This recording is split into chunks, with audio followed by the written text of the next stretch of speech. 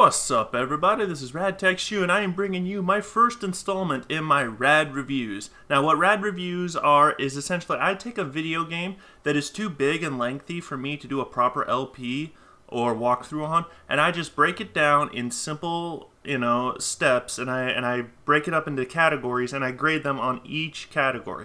And today's title is long overdue. I've been looking forward to doing this specific game for quite a while. I just didn't have as much time to get to playing this game as often as I wanted to. It's a great title, don't get me wrong, and but this was a gamble for me. I didn't know what I was getting into, so pretty much to explain what I'm doing, this this review is going to be on a video game that is from a very popular RPG franchise.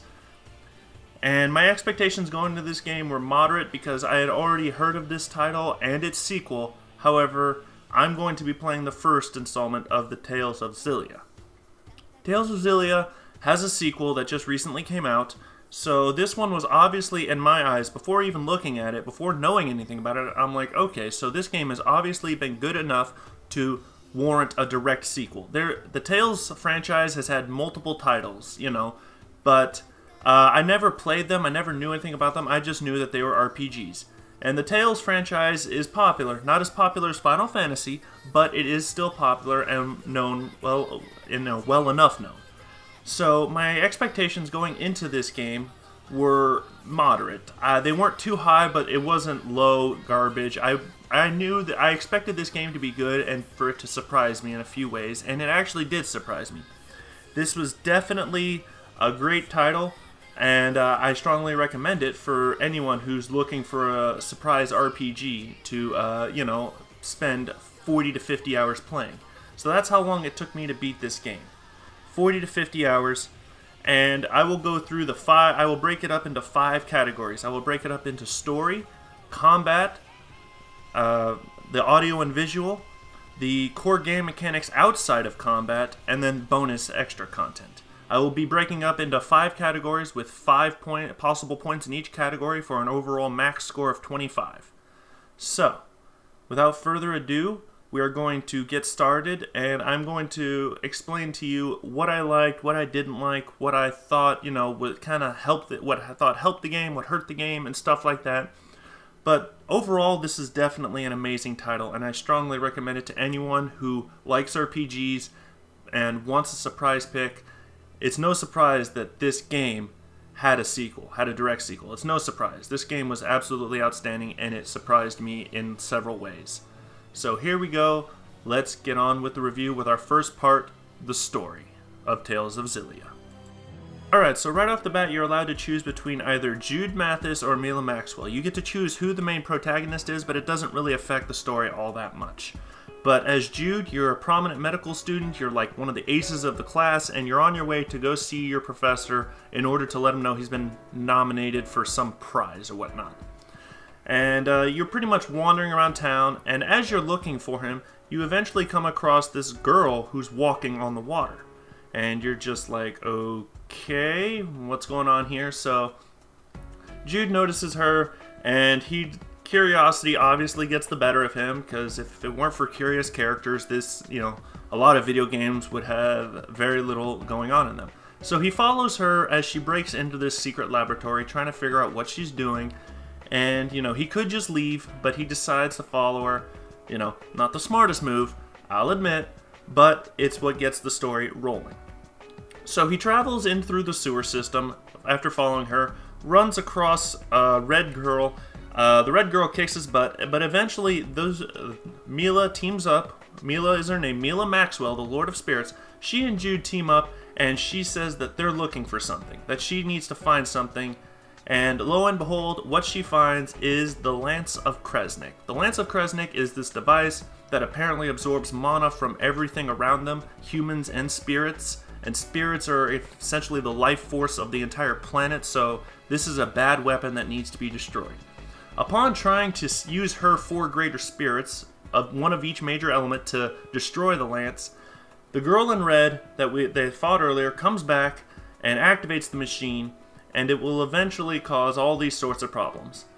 Eventually, the 4 great spirits at Mila's command will be sealed inside the Lance of Kresnik, and before they allow themselves to be sealed, they deliver a message to Jude saying, "Hey, look after Mila while we're gone. We have to do this." So Jude takes it upon himself to listen to their words, listen to their final words as they get sucked up into the Lance in an attempt to save Mila and Jude from being destroyed. So, and now that we're at the part where Jude and Mila are now together. Mila has lost her ability to use any of her summons. She's lost all 4 of the great spirits, and she's pretty helpless without them. So Jude, being the caring person that he is, decides to follow Mila and help her in understanding what it means to be human, because she is the Lord of Spirits and she has never really lived as a human before. So all these human behaviors and mannerisms are new to her, and the concept of eating is also new because she's never had to eat before. So this game introduces the concept of Jude being the kind of the reality to help Mila understand what it means to be human. Mila eventually devises that she needs to return to her shrine in order to try and resummon the 4. The 4 great spirits are pretty much... She thinks that she can resummon them, gain back her powers, and then go back and destroy the Lance of Kresnik. And that becomes the first real main objective for you for the first part of the story. And along the way, as you go through the story of the game, you're going to encounter several new people, unique characters, and they're going to join you on your quest throughout the story of this game. So let's meet all of them. First is Alvin, a freelance mercenary who does whatever he wants. Second, we have Elise, an orphan little girl who pretty much is surprisingly very efficient at healing others and using her magic.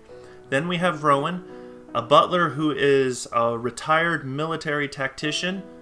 And then, last but not least, we have Leia, Jude's childhood friend, and who, surprisingly, has a crush on Jude, but never lets him know how she truly feels.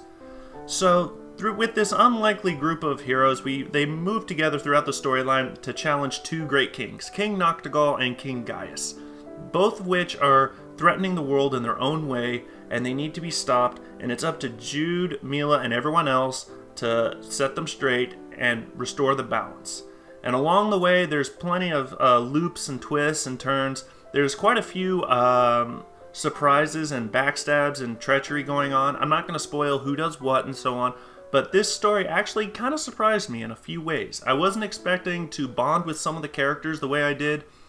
I truly did enjoy having fun with this game and pushing and grinding through and fighting all the way to the end of the game in order to see the final end of the storyline. It was a great storyline. A few small issues here and there. The story was a little cliche, save the world. But overall, it was a solid story, and I give it a 4 out of 5 for not being a total bore fest and being fun and worthy enough to fight through the end of the game.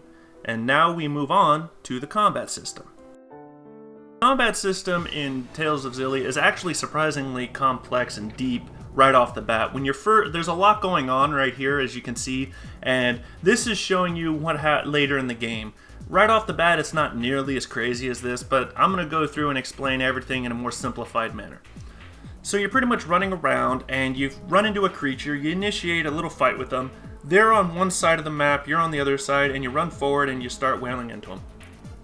X is going to be your main method of attack. And X actually has a few varieties to it. You can actually, depending upon what direction you're pushing, you can actually do different attacks.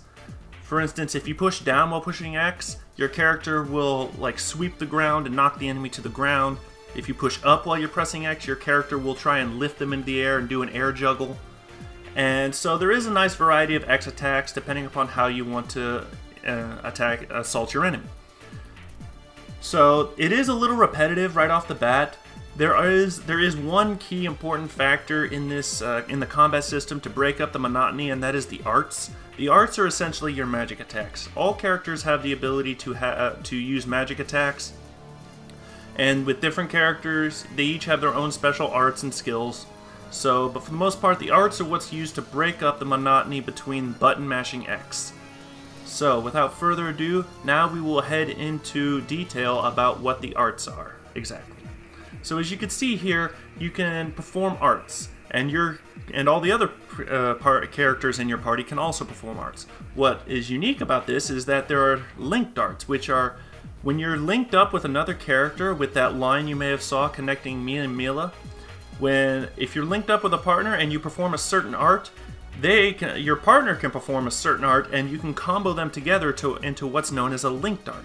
And linked arts are going to be your powerhouse moves. They do so much damage, and they can just annihilate enemies. But you can only do like one every so often. There's a meter on the left that fills up the more damage you do. Just regular damage, X's, just regular X attacks, and when you fill it up every 20%, you get to perform a linked art. And then you get to fill up another 20% and do it again and again. And once it fills up to 100%, when you do a linked art, you will actually perform a special linked art chain where you can chain multiple link arts back to back to back to back to back instead of having to use one art to initiate the link art.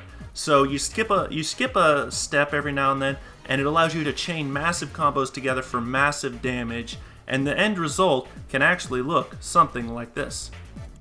Let's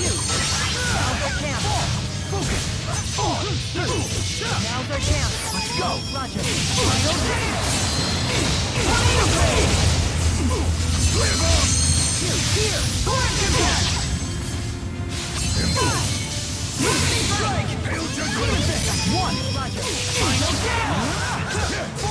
Alright, and that's it for my review on the combat system of this game. It's very fun and fluid, it's a little repetitive, so I can't give it a perfect score.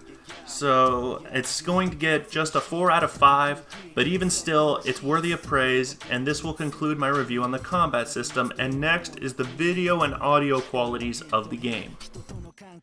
Visually, the game is a little lackluster in my opinion. The graphics aren't all that great, the character animations and their, designs aren't too special. I know they're not going for an absolute photorealistic, human look, but even still, it'd be nice if they showed a little more expression and emotion. The areas, the maps, and the locations, they're not too bad, but like I said, it's not too great, it's not too outstanding. I feel like a little more detail could have gone into some of these areas, but what I really was surprised with was the soundtrack. The music in this game is fantastic. It is very great to listen to, and I strongly recommend to anyone.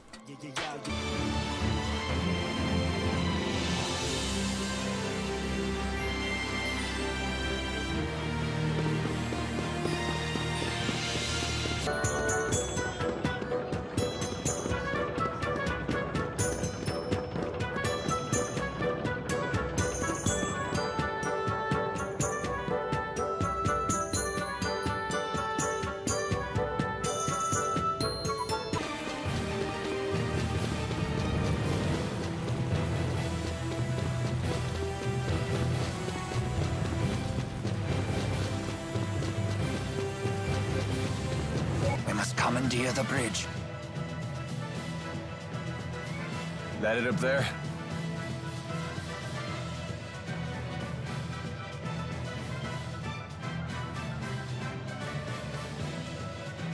Repel the hostiles! We'll have to fight our way through.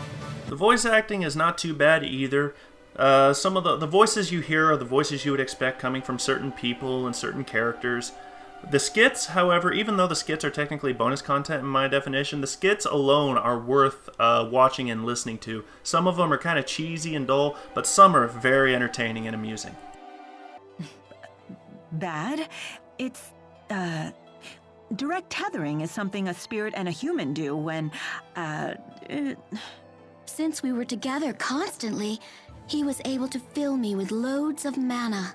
I had no idea you were that kind of man. Mila, wait! Why is she so angry? So overall, the visuals weren't as pleasing as the soundtrack was, so it's not outstandingly bad, but it's still not the best, and it's nowhere near as good as I think it could have been, so it gets a 3 out of 5. And with that, we are done with this section, and we are moving on to the core game mechanics outside of the combat system.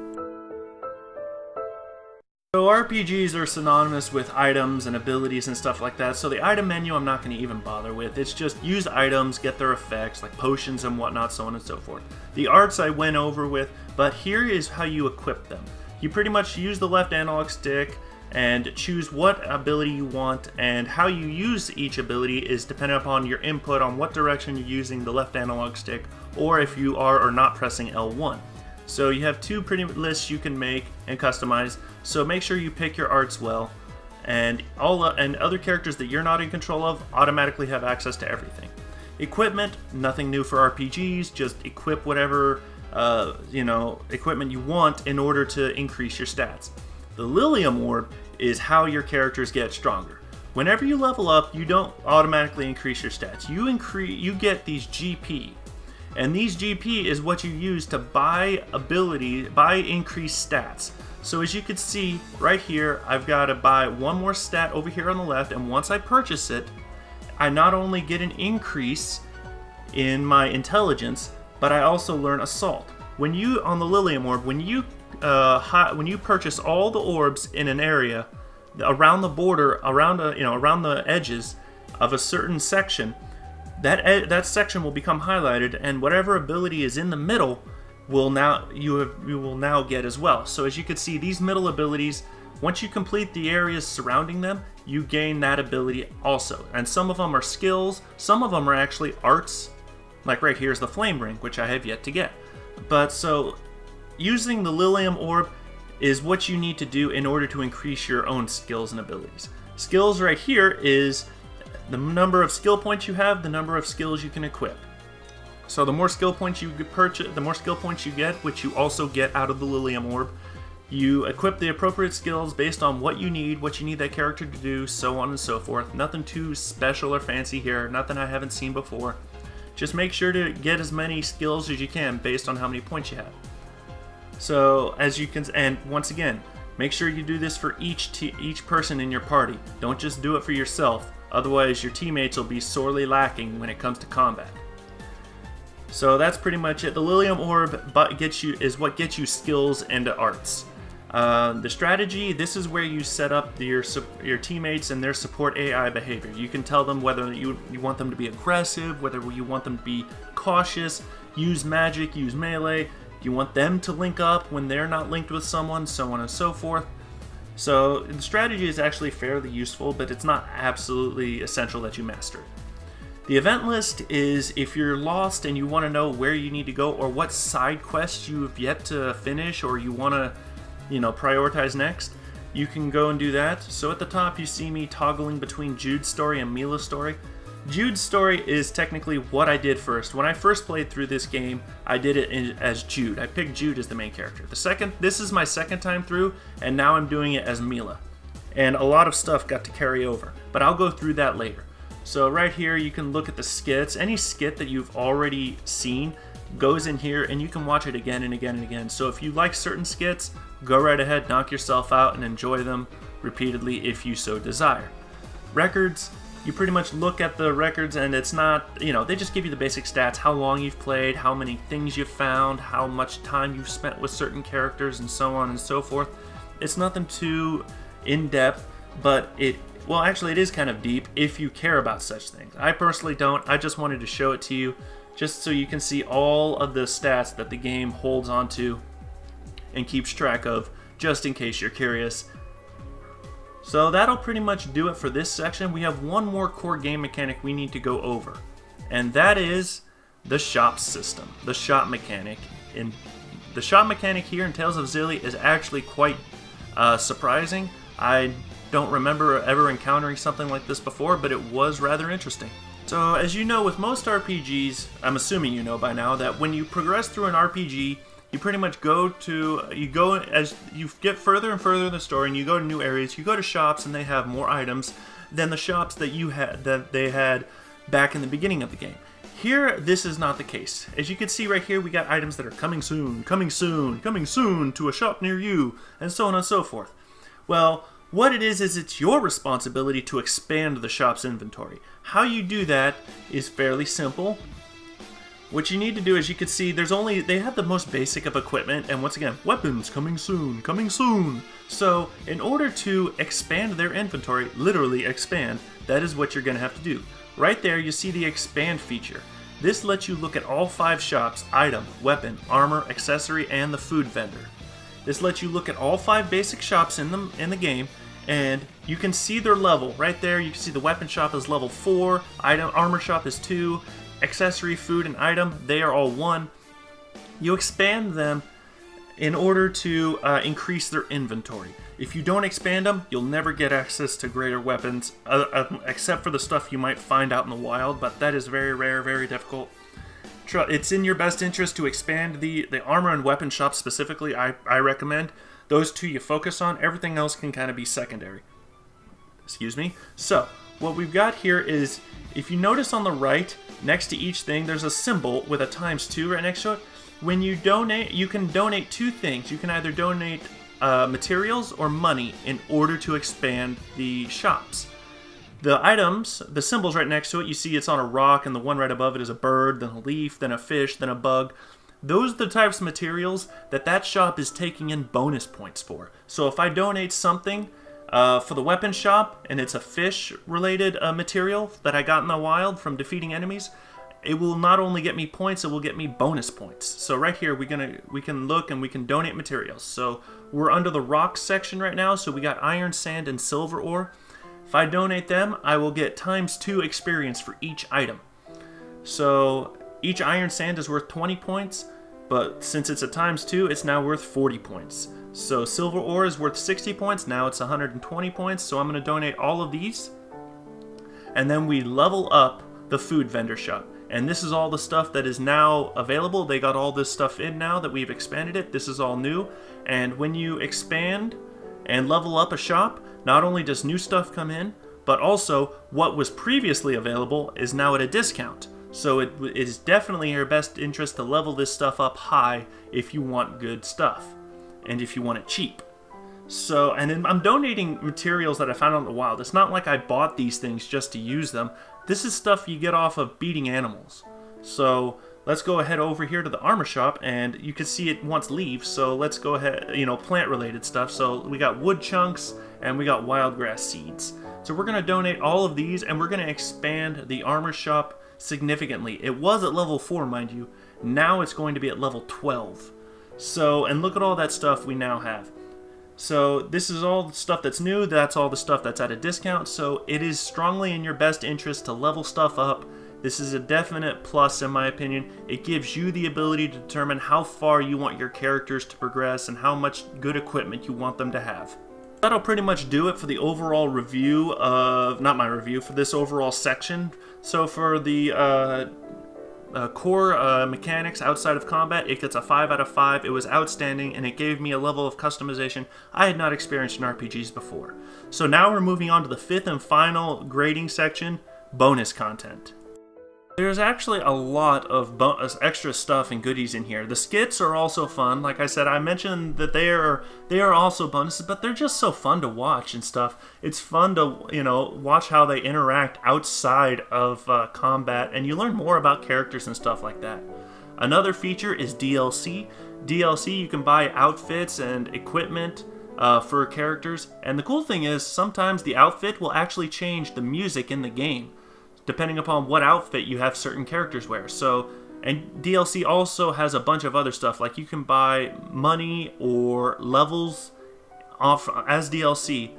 Another unique feature is the ability to change which character you want to play as in the combat, so you don't have to be stuck with either Jude or Mila. You can play as anyone you want and party up with anyone you want in order to experience the combos that all the other characters have, as well as the cool interactive cutscenes that they tend to share at the end of each battle when they do their little celebration. High five! Like this? All right! You sure like this kind of stuff. Another bonus concept for this game is the Devil Beast. The Devil Beast, according to the story of the game, they're optional bosses that you can fight, and each they were created as weapons like 20 years ago to fight in the wars. But for every battle they fight, they get stronger. That's the story behind them. And There's 6 of them. There's 6 devil beasts, and each time you defeat a devil beast, you get one specific weapon. And you have 6 party members, so go figure. Each devil beast is carrying a weapon that one of your characters will use. And while each weapon is not the most overpowered weapon for that character in the game, it's no slouch either. And the fact that when you complete the game, the devil beast weapons are an option that you have to carry over into your into your second playthrough. So if right now I'm playing as Mila and I have all my devil beast weapons from the previous game, and let's just say it's pretty easy to just shit stomp all my enemies. So the replay, and that's also another bonus factor, is the replay value. The replay value of this game is actually high because there are certain areas that you can only get to after on your second time through the game, and it's pretty much this game has just got a lot of stuff going for it. The DLC, the bonus skits, the monsters, the optional battles. There's a lot of fun and extra stuff to be had in this game. It's no surprise that I did enjoy this game, and I did it all in under 50 hours. So it's not like Oblivion or Morrowind. So for bonus content, my overall rating for this game is going to be a 5 out of 5. The extra content was amazing, it was outstanding, and it definitely adds to the gaming experience. This pretty much ends my review, and I give the Tales of Xillia video game an overall rating of 21 out of 25. It is an outstanding title. It was definitely a surprise hit. I can see why so many people love this game and why it earned a sequel. And I'm going to pretty much end the review right here, and I want to thank you all for watching, and I will see you all in my next video. This is RadTech Shu, signing off.